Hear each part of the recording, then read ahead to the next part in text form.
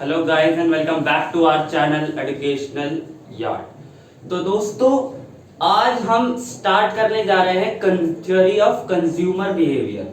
अब आपका जो पीपीएफ यानी कि प्रोडक्शन पॉसिबिलिटी फ्रंटियर वाला टॉपिक था वो सीबीएसई ने इस साल डिलीट कर दिया है।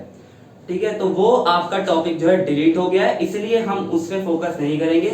हम जंप करेंगे थ्योरी ऑफ कंज्यूमर बिहेवियर पर। तो इसी के साथ शुरू करते हैं आज की क्लास, लेकर गहरी सांस।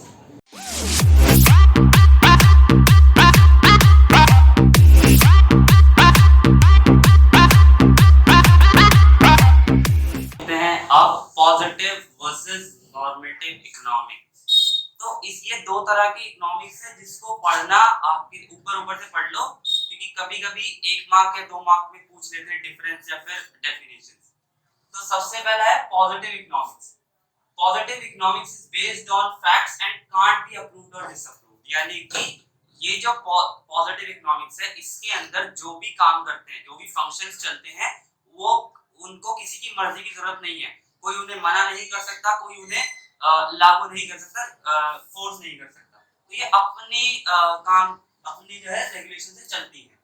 नेक्स्ट पॉइंट है positive economics describe as what was, what is and what will B.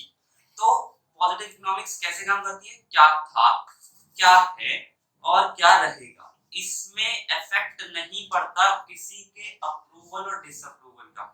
जो होना होता है वो हो जाता है। एग्जांपल देखते हैं, house prices reduced once the interest rate on loans get higher.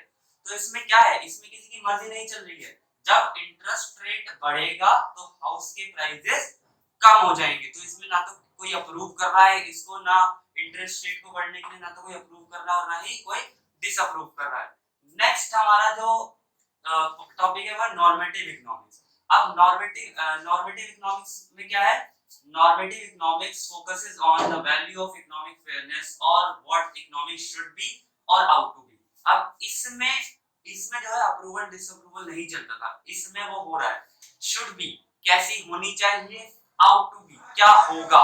ठीक है, तो इसमें जो है हम पॉलिसीज बनाएंगे ताकि जो हमारा फंक्शन है, हमारी इकोनॉमी का फंक्शन है, वो तेज हो सके, वो क्या हो सके, वो हम डिटरमाइन कर सके, हम पता लगा सके। तो इसका सेकंड पॉइंट क्या है, normative economics based on value judgement. तो ये क्या है, वैल्यू जजमेंट पे बेस्ड होता है, यानी कि कोई डिसीजन लेगा उस हिसाब से इकोनॉमी चलेगी। इसका एग्जांपल देख लेते हैं, the government should implement strict wealth tax laws to decrease the uneven distribution of wealth. यानी कि वेल्थ जो ये वेल्थ टैक्स लगाएगी गवर्नमेंट, उसे लगाना चाहिए ताकि अनइवन डिस्ट्रीब्यूशन, यानी कि जो वेल्थ है, अमीरों के पास ज्यादा वेल्थ है, गरीबों के पास कम है, तो इसका अनइवन डिस्ट्रीब्यूशन को खत्म कर सके तो टैक्स लगाना चाहिए। ठीक है, तो ये आज का ये हमारा टॉपिक नॉर्मेटिव एंड पॉजिटिव। दोस्तों बढ़ते हैं आगे और अपना स्टार्ट करते हैं चैप्टर 2, जिसका नाम है थ्योरी ऑफ कंज्यूमर बिहेवियर। अब इस चैप्टर में हम पढ़ने वाले हैं कि जो कंज्यूमर है हमारा, वो कैसे बिहेव करता है, वो कैसे अपनी कमोडिटीज, अपनी जो वो कंज्यूम करना चाहता है गुड्स, वो कैसे वो चूज करेगा। तो सबसे पहले इसमें कंसेप्ट आता है कंसेप्ट ऑफ यूटिलिटी। तो कंसेप्ट ऑफ यूटिलिटी क्या है, utility of a commodity is it's bond satisfying capacity. यानी कि जैसे जो भी कोई आप गुड्स कंज्यूम करोगे, तो जितनी वो आपको सेटिस्फैक्शन देगा, उसे हम कह सकते हैं यूटिलिटी, उसे हम कहते हैं यूटिलिटी। इसके बाद क्या है, the more the need of a commodity or the stronger the desire to have it, the greater is the utility derived from the commodity। यानी कि अब सपोज करो कि आप चॉकलेट खाने की तलब लग रही है आपको बहुत, आपको मिल नहीं रही वो 2-4 दिनों से, तो आप फटाफट भाग के गए, चॉकलेट ली और खाई, तो कितनी सेटिस्फेक्शन मिलेगी आपको, हाई लेवल, क्योंकि आपने 2-4 दिनों से नहीं खाई है और आपको बहुत तेज तलब लग रही है चॉकलेट खाने की, तो आपको बहुत सेटिस्फेक्शन मिलेगी। तो जितनी स्ट्रॉन्ग डिजायर होगी उस कमोडिटी को कंज्यूम करने की, उतनी ही आपकी हायर लेवल ऑफ यूटिलिटी होगी। नेक्स्ट हमारे टॉपिक है कार्डिनल यूटिलिटी एनालिसिस। अब ये दो तरह की यूटिलिटी एनालिसिस हम इसमें पढ़ेंगे, कार्डिनल एंड ऑर्डिनल। कार्डिनल जो है वो क्या है, पढ़ लेते हैं। Cardinal utility analysis assume that level of utility can be expressed in number. मतलब क्या है कि कार्डिनल यूटिलिटी एनालिसिस में हम किसी भी यूटिलिटी को, जैसे हम अपनी सेटिस्फैक्शन को नंबर्स में क्रिएट कर सकते हैं, नंबर्स में शो कर सकते हैं। लाइक मैंने अभी चॉकलेट का एग्जांपल लिया, तो आपने एक चॉकलेट खाई, उससे आपको 1 यूटिलिटी मिली, 1 यूटिल मिली। नेक्स्ट आपने चॉकलेट खाई, उससे आपको 2 यूटिल मिली। नेक्स्ट खाई तो 4 मिली। तो ऐसे क्या है, ये कार्डिनल अप्रोच है जिसमें हम यूटिलिटी को नंबर्स में डिस्क्राइब कर सकते हैं, शो कर सकते हैं। नेक्स्ट हमारा टॉपिक है मेजर्स ऑफ यूटिलिटी। अब हम यूटिलिटी को मेजर कैसे करते हैं? मेजर करने के इसके दो तरीके हैं, total utility and marginal utility. अब टोटल यूटिलिटी जो है उसमें क्या होता है, टोटल यूटिलिटी किसी भी कमोडिटी को कंज्यूम करने के बाद ओवरऑल जो उसकी यूटिलिटी हमें मिली उसे कहेंगे हम टोटल यूटिलिटी। सपोज करो, देखो जैसे total utility of a fixed quantity of a commodity, जिसे डिनोट करा जाता है TU से, is the total satisfaction derived from the consuming the given amount of some commodity. यानी कि given amount of some commodity consume करने के बाद जितनी हमें टोटल सेटिस्फैक्शन मिली है, क्या मिली है, टोटल सेटिस्फैक्शन मिली है, उसे हम क्या कहेंगे, उसे हम कहेंगे टोटल यूटिलिटी। टोटल यूटिलिटी हम समझने की कोशिश करते हैं, जैसे कि हम कमोडिटी X कंज्यूम कर रहे हैं, ठीक है, और हमने इसकी 5 यूनिट कंज्यूम की हैं, और हर एक यूनिट से हमें मिल रही है 3 यूटिल्स। यूटिल्स क्या है, यूटिल्स है यूटिलिटी को मेजर करने की जो है इकाई जिसे कहते हैं, ठीक है। तो 3 यूटिल्स मिल रही है 1 यूनिट ऑफ कमोडिटी X को कंज्यूम करने से। तो 5 यूनिट्स को कंज्यूम करने से कितनी मिलेगी, 15 यूटिल्स मिलेगी। यानी कि ये क्या है हमारा TU डिनोट करते हैं टोटल यूटिलिटी को, और TU जो है हमारी इस केस में है 15 यूटिल्स। तो टोटल यूटिलिटी कितनी मिली, 15 यूटिल्स। अब सपोज करो कि जो कमोडिटी है X, ये क्या है, ये चॉकलेट है, जैसा हम एग्जांपल को बढ़ाते आ रहे हैं। तो ये आपने 5 चॉकलेट खाई एक दिन में, ज्यादा मत खाना, दांत खराब हो जाते हैं। 5 चॉकलेट खाई एक दिन में, और उससे हर एक चॉकलेट से आपको एक यूटिल ऑफ यूटिलिटी मिल रही है। तो कितनी टोटल यूटिलिटी मिल गई आपको, 5 यूटिल्स ऑफ यूटिलिटी आपको अचीव हो गई है, ठीक है। तो ये कंसेप्ट है हमारा टोटल यूटिलिटी का। इसकी नोटेशन याद रखना, इसकी जो है डिफाइन कैसे होता है वो याद रखना। नेक्स्ट हमारा है मार्जिनल यूटिलिटी। अब मार्जिनल यूटिलिटी को भी ध्यान से समझना है, क्योंकि इससे जुड़े हुए लॉ जो है आगे हम पढ़ने वाले हैं, तो इसको ध्यान से समझना जरूरी है। मार्जिनल यूटिलिटी जो डिनोट किया जाता है MU से, is the change in total utility due to consumption of 1 additional unit of a commodity.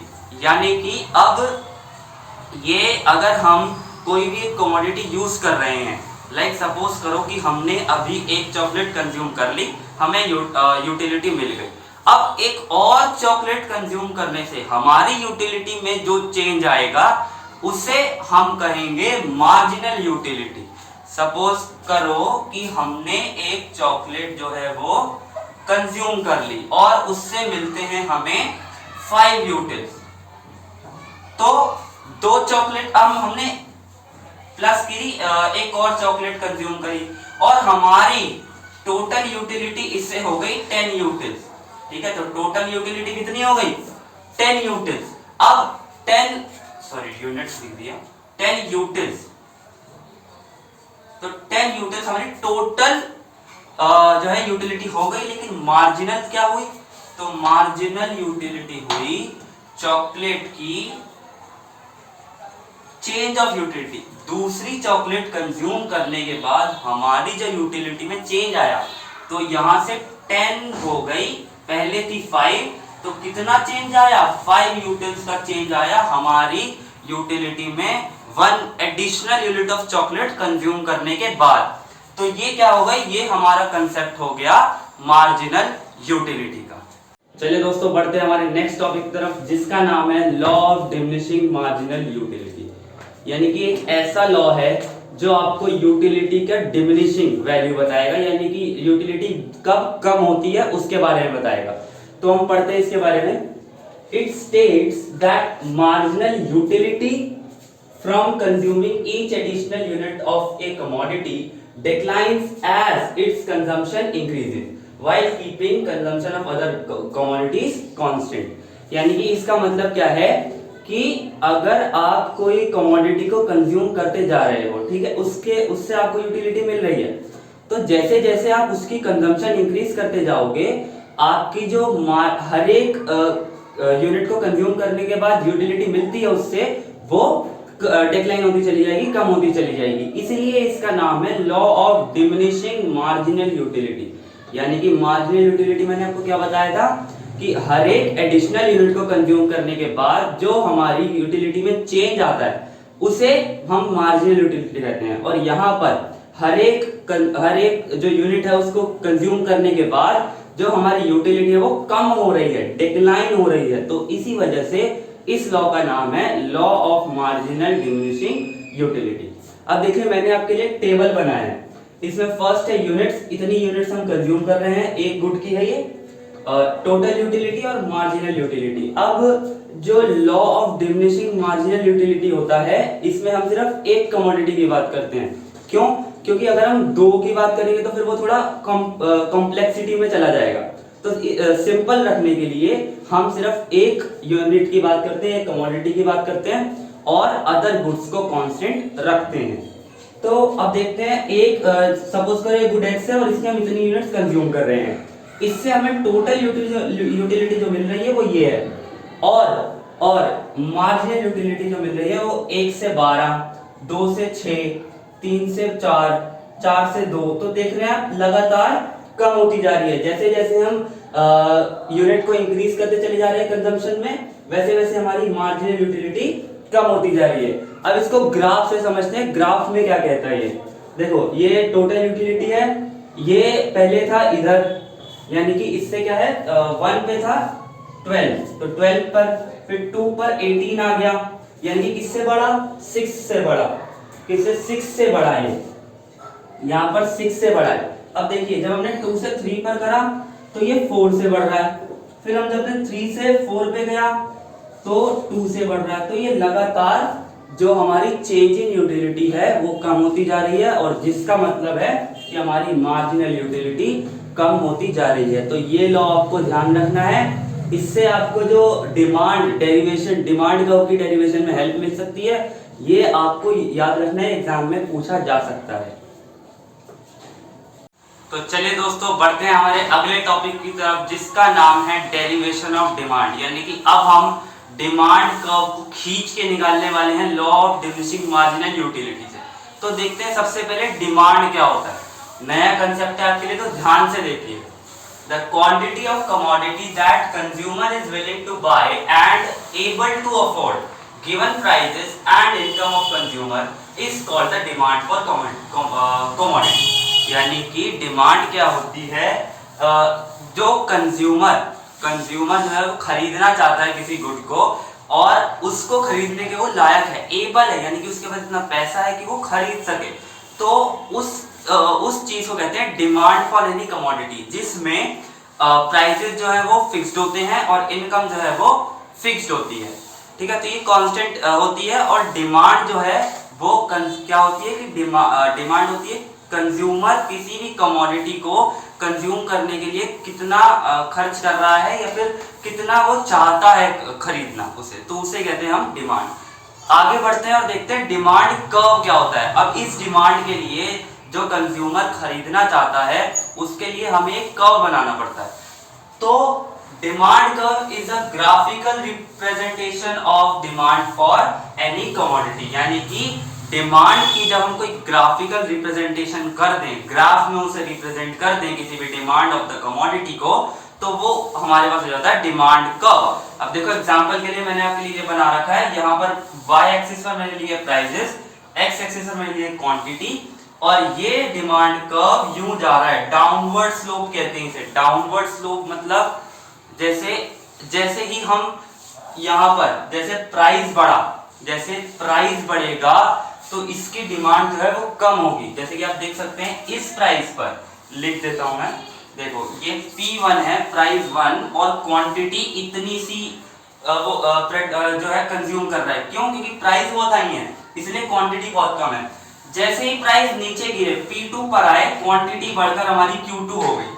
तो प्राइस नीचे गए, क्वांटिटी बढ़ गई, फिर प्राइस नीचे आए P3 पर, क्वांटिटी फिर हमारी इंक्रीज हो गई।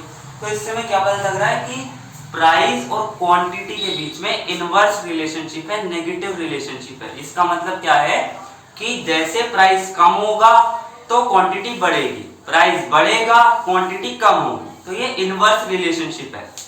तो there is a negative relationship between price of commodity and quantity demanded, which is referred to as law of demand। यानी कि नेगेटिव रिलेशनशिप जो होता है प्राइस और क्वांटिटी डिमांडेड किसी भी कमोडिटी के लिए, उसे हम कहते हैं लॉ ऑफ डिमांड। यानी कि लॉ ऑफ डिमांड दोबारा रिवाइज करते हैं फटाफट एक बार कि लॉ ऑफ डिमांड क्या होता है? Negative relationship between prices and quantity demanded of any commodity. किसी भी कमोडिटी के लिए प्राइसेस और उसकी क्वांटिटी डिमांडेड के बीच में नेगेटिव रिलेशनशिप होना, ये हमें बताता है लॉ ऑफ डिमांड।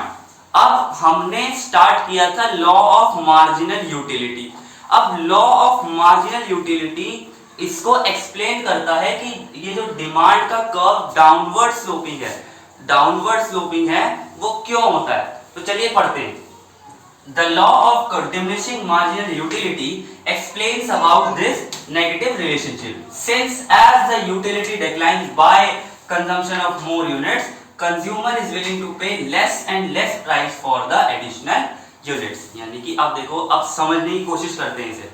जैसे हमने law of diminishing marginal utility में पढ़ा कि जैसे जैसे हम अपनी कंजम्पशन बढ़ाते जाएंगे हमारी यूटिलिटी का लेवल डिक्रीज, मार्जिनल यूटिलिटी जो है वो डिक्रीज होती चली जाएगी।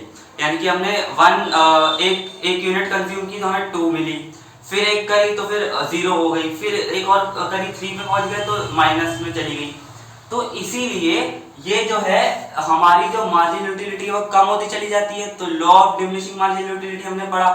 अब जैसे ही अगर आप खुद सोचो, आप अगर किसी कमोडिटी को कंज्यूम कर रहे हो और हर एक यूनिट उसकी कंज्यूम करने के बाद आपकी यूटिलिटी जो है कम होती चली जा रही है, तो आप उसे खरीदना चाहोगे, अगली बार खरीदोगे, लेकिन जब प्राइस कम होगा। एग्जाम्पल के तौर पर हम चॉकलेट का एग्जाम्पल लेते हैं, सिंपल सरल। तो चॉकलेट क्या है, अब आप चॉकलेट खाई, एक यूनिट खाई आपने, आपको मिल गई यूटिलिटी 12, उसके बाद आपने दूसरी खाई, आपको यूटिलिटी मिली 18, फिर आपने तीसरी चॉकलेट खाई, उससे मिली आपको 22, यूटिलिटी 22। यहाँ पे मैं टोटल यूटिलिटी की बात कर रहा हूँ। तो देखिए पहले 12 मिली थी, फिर 8 मिली थी, कितनी बड़ी थी 6, फिर 18 से 22 गई, कितनी बड़ी 4। तो ऐसे आपकी जो है मार्जिनल यूटिलिटी कम होती जा रही है। मार्जिनल यूटिलिटी कम होने का मतलब क्या है कि आप अगली चॉकलेट, जो चॉकलेट नंबर 4 है हमारी, उसको खरीदने के लिए राजी तब होगे, तब उसको खरीदोगे जब उसका प्राइस कम होगा, जब वो आपको सस्ती पड़ेगी। तो इसीलिए जो law of diminishing marginal utility है वो एक्सप्लेन करता है negative slope of demand curve. यानी कि जैसे प्राइस कम होगा वैसे तभी हम अपनी क्वांटिटी बढ़ाएंगे, क्योंकि हर एक यूनिट ऑफ कमोडिटी को बढ़ाने के बाद हमारी मार्जिनल यूटिलिटी जो है वो कम होती चली जाती है। और ये कौन बताता है हमें? ये बताता है law of diminishing marginal utility. तो चलिए एक बार सरल भाषा में इसको दोबारा रिवाइज करते हैं थोड़ा सा। तो डिमांड कम हमारा है, जैसे हमारा प्राइस गिरेगा क्वांटिटी बढ़ेगी, प्राइस अप होगा क्वांटिटी कम हो जाएगी। नेक्स्ट हमारा जो डाउनवर्ड स्लोपिंग डिमांड का है वो कौन बताता है? वो हमारा law of diminishing marginal utility बताता है।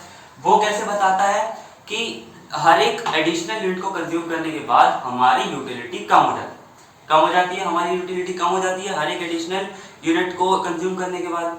तो आप अगर अगली यूनिट खरीदने जा रहे हो तो वो किस शर्तों पे खरीदोगे, किस साल पे खरीदोगे, जब आपका प्राइस, उस कमोडिटी का प्राइस जो है वो गिरेगा, तभी आप उसको कंज्यूम करोगे। तो ये डिपिक्ट करता है हमें negative slope of the demand. दोस्तों इसी के साथ आज की हमारी वीडियो खत्म होती है।